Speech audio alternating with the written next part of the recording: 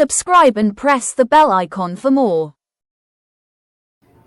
सम्पूर्णमा नमस्कार। आज म राष्ट्रकवि माधव प्रसाद घिमिरेको नेपाल ठुलो भए भन्ने कविता वाचन गर्दैछु।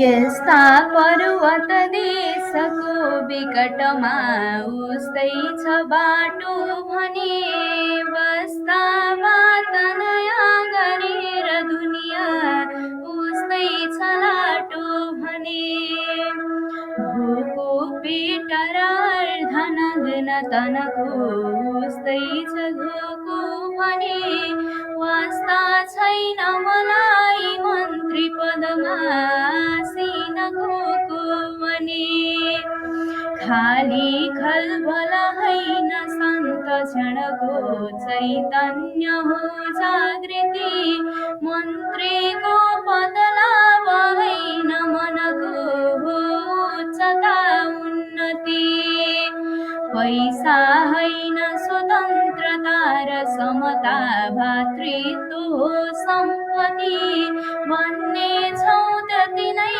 ठुलो सकलको सेवा गरौँला जति देखाइदिनु पर्छ भुल सबले जसले बिराए पनि कोही कुर्लनु हुन्न उन्नति नभई आफैमा पाए बनी ठुलो भइकन के भयो र भ्रममा नेपाल धुलो